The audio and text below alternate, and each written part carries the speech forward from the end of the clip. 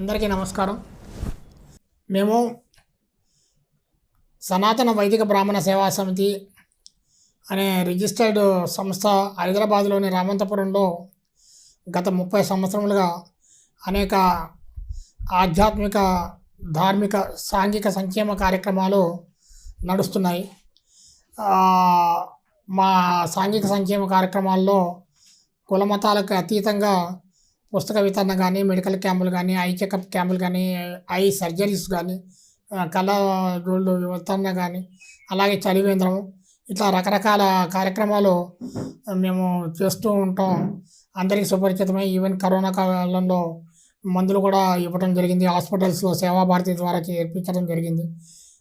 So ఈ అనేక కార్యక్రమాలతో చేయడమే కాకుండా ఆధ్యాత్మిక కార్యక్రమాల్లో సంధ్యావందనం నేర్పడం దగ్గర నుంచి పంచసూక్తములు, ఇతర స్మార్త విద్యలు కూడా ఒక స్మార్త పండితుడిని పెట్టి నేర్పించడం జరుగుతుంది. అనేక సామూహిక లలితా సహస్రనామ పారాయణ, హనుమంత చాలీసా పారాయణ, ఇలా విష్ణు సహస్రనామ ద్వాదశావృత పారాయణలు ఇట్లా చేస్తూ ఉంటాం. కార్తీక మాసంలో కంటిన్యూస్గా అభిషేకాలు చేస్తూ ఉంటాము. అందరి గృహస్థుల్లో ఇళ్ళలో ఉచితంగా చేస్తూ ఉంటాము. ధనుర్మాసంలో విష్ణు సహస్రనామ పారాయణలు చేస్తూ ఉంటాము. ఈ అన్ని కార్యక్రమాలకు తోడు 1 కోటి గాయత్రి జపయజ్ఞము కూడా ఇట్లా చేయడం జరిగింది.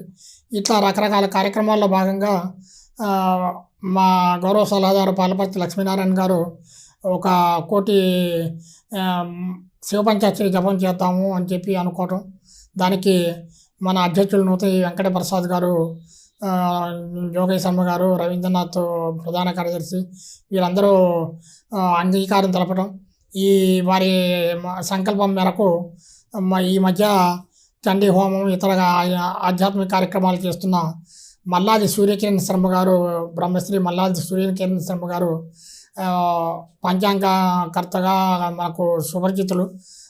మంచి ఆధ్యాత్మిక ప్రసంగాలు, ప్రవచనాలు చేస్తూ ఉంటారు.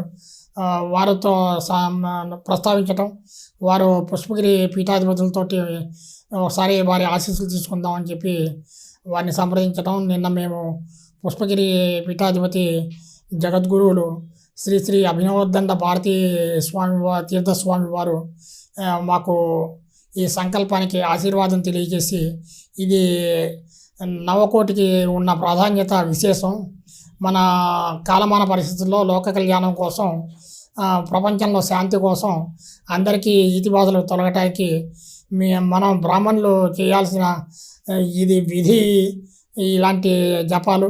కాబట్టి మీరు 1 కోటి కాదు 9 కోటి శివపంచాక్షరి జపం చేయండి అని చెప్పి ఆదేశించారు. వారి ఆదేశాన్ని, వారి ఆశీర్వచనాన్ని మేము మహాప్రసాదంగా స్వీకరించి ఈ సంకల్పం రేపు శ్రావణ పౌర్ణమి నుంచి మొదలెట్టి 3 నెలలలో మించకుండా ఈ లోపల చేయాలని ఒక బృహత్ కార్యక్రమాన్ని ప్రారంభం చేస్తున్నాము. దీనికి మాకున్న 500 నుంచి 1000 మంది సభ్యులు మాత్రమే సరిపోరు.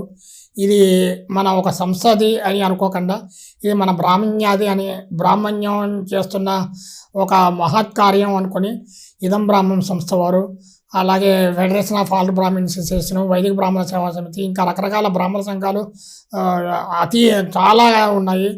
మన బాస్లో అన్ని జిల్లాల వారు ఎంతోమంది ఉన్నారు. అట్లాగే ఇంకా ఇతర సంఘాల వాళ్ళు ఉన్నారు. అట్లాగే ఆంధ్రప్రదేశ్లో వివిధ బ్రాహ్మణ సేవా సంఘాలు ఉన్నారు. కాబట్టి మేము కోరేది ఏంటంటే, 2 రాష్ట్రాల్లో ఉన్న ప్రతి బ్రాహ్మణ సంఘం ప్రతి వారి యొక్క సభ్యుల చేత, వివాహం అయిన వారైనా కానీ, వివాహం కాని వటువులైనా సరే, మొత్తం అందరూ కూడా ఉదయం సంధ్యావందనం తర్వాత మేము ఇచ్చే సంకల్పాన్ని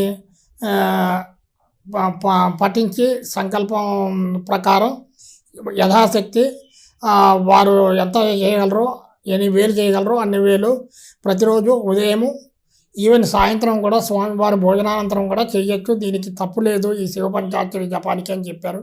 కాబట్టి సాయంత్రం కూడా సంధ్యావందనం చేసుకుని ఇది చేయండి. ఇది ప్రతి ఒక్కరి బ్రాహ్మణ విధిగా భావించండి.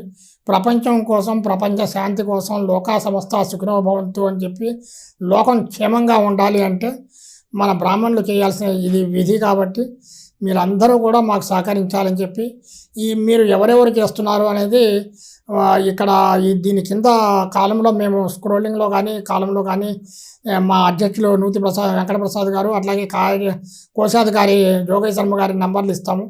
ఆ నెంబర్లకి ఫోన్ చేసి మీ పేరు, మీరు మొబైల్ నెంబర్ చెప్తే మీకు కోడ్ ఇవ్వటం జరుగుతుంది. ఆ కోడ్ ప్రకారం మీరు ప్రతి 10 రోజులకి వారికి తెలియజేసినట్టయితే మీ జప సంఖ్య ఒక వాట్సాప్ గ్రూప్లో క్రియేట్ చేసి ఎన్ని గ్రూపులకు రావాల్సిన అవసరం ఉంటుందో అన్ని గ్రూపులు క్రియేట్ చేసి వాటిలో జప సంఖ్య తెలియజేయడం జరుగుతుంది.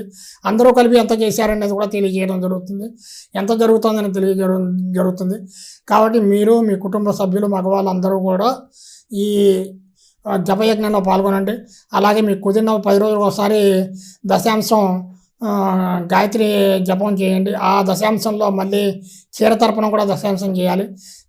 అంతిమంగా ఆ క్షీరతర్పణం దానిలో దశాంశం హోమ క్రియ ఉంటుంది.